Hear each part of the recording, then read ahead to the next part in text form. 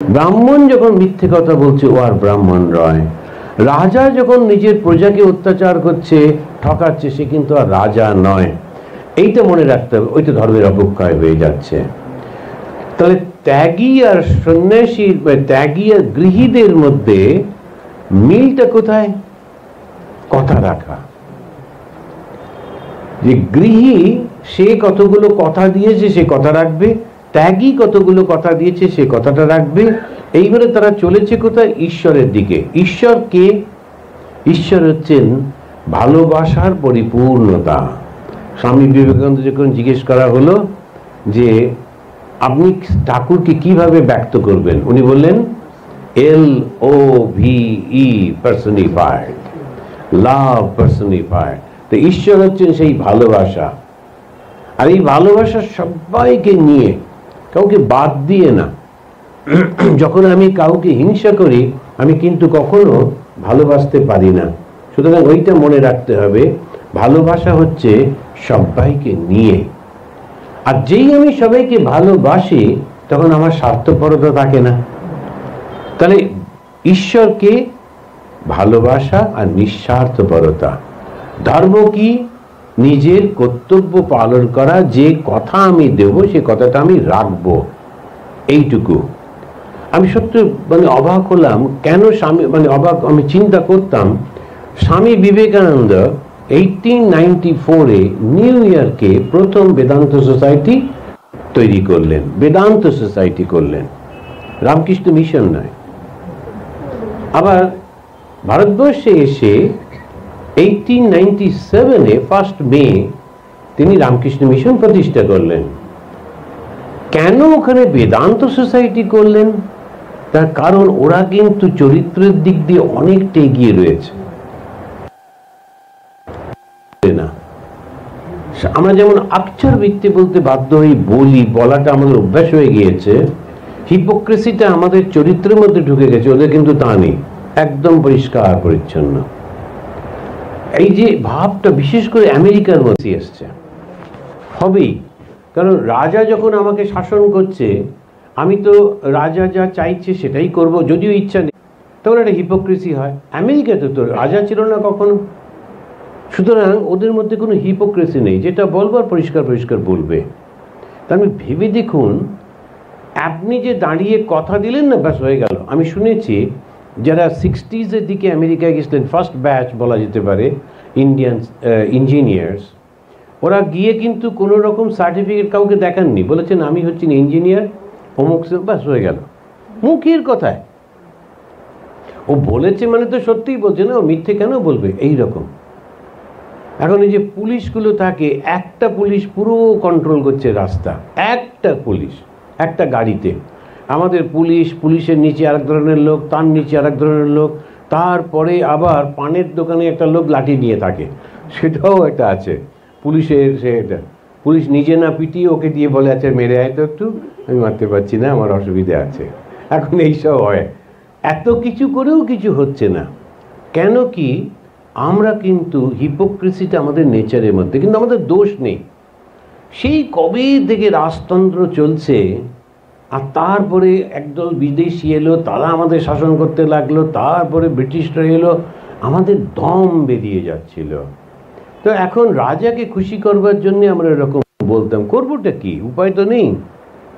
হিপোক্রেসিটা আমাদের নেচারের মধ্যে, যেটা মনে ওটা বলতে পারি না। তো ঠাকুর কি বললেন? মন মুখ এক করাই।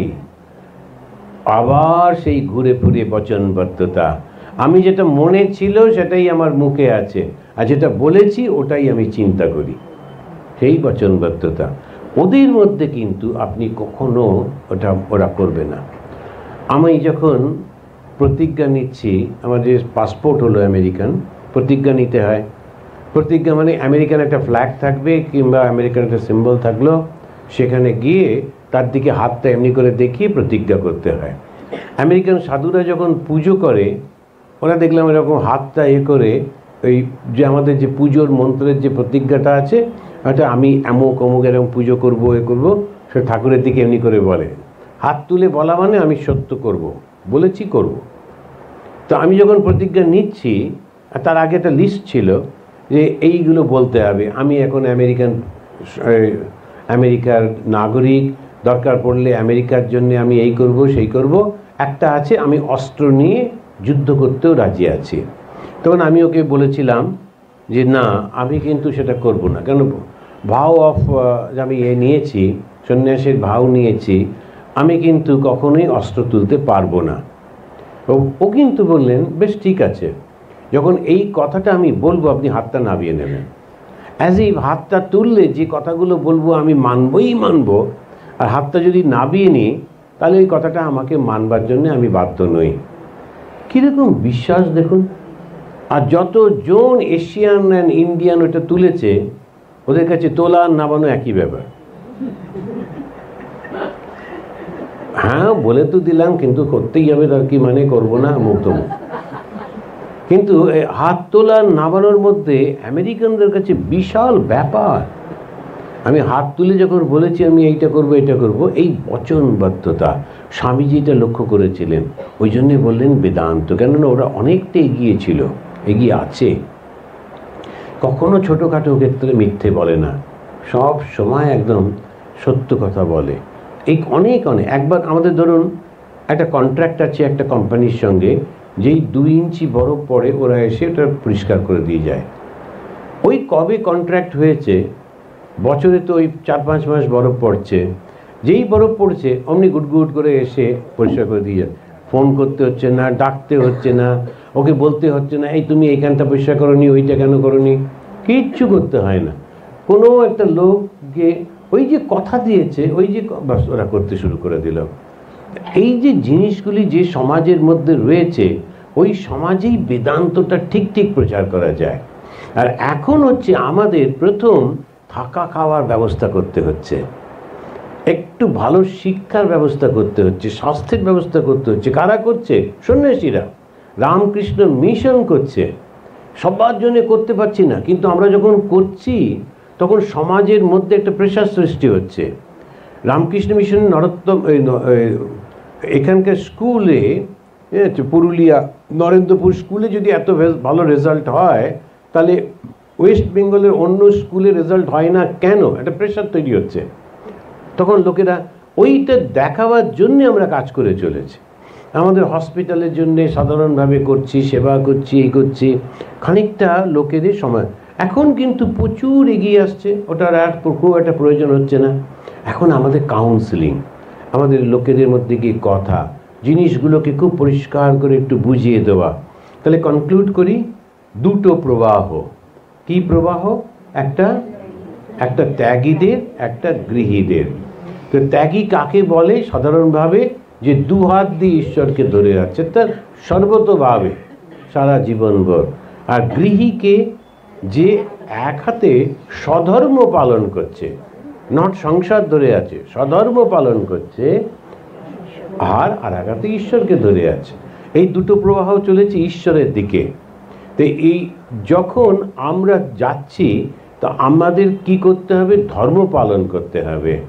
তা আমাদের ধর্ম পালনটা কি? ধর্ম পালন মানে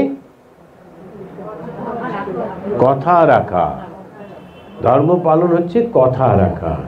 আমি গৃহী হিসেবে যে যে প্রতিজ্ঞাগুলো করেছি সেইগুলো আমরা রাখছি। আর আমাদের ঈশ্বর মানে কি? কার কাছে আমরা যাচ্ছি? ভালোবাসা আর নিঃস্বার্থপরতা। কেমন ছোট ছোট করে এটা মনে রাখতে হবে। 1 ঘন্টা বক্তৃতার পর তার সুন্দর একটা হাই তুলে চলে গেলাম, আর আমিও এখানে ভালো ভালো একটু খাওয়া দাওয়া করে শেষ করলাম, তা যেন না হয়। একটা কিছু ক্যারি করতে হবে মনের মধ্যে। তো এই জিনিসটা মনে রাখতে হবে। সেই জন্য আমি সবসময় ওই জিনিসটা করি, একটু যাতে মনে থাকে। তো ধর্ম হলো কথা রাখা। কথা যখন দিয়েছি কথা রাখবো, কথাটা হচ্ছে সেই ধর্ম। আর যখন আমি ঈশ্বরের কাছে যাচ্ছি, ঈশ্বরের কাছে গিয়ে আমি তো কি দেখব? দেখব তিনি ভালোবাসায় ভরা, আর তার কোনো স্বার্থ নেই, কোনো স্বার্থ নেই, আর তিনি ভালোবাসায় ভরা। আমি যখন ঈশ্বরকে প্রাপ্ত হব, তখন আমার কি হবে? আমারও মনটা ভালোবাসায় ভরে যাবে, আমার মনের মধ্যে কোনো স্বার্থ থাকবে না। তো এই দুটো স্রোত তখন এক জায়গায় গিয়ে মিলিত হবে।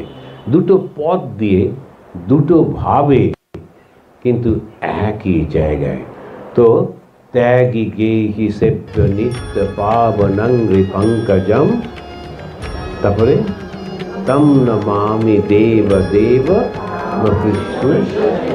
বাহ, জয় ভগবান শ্রী রামকৃষ্ণ দেব কি জয়।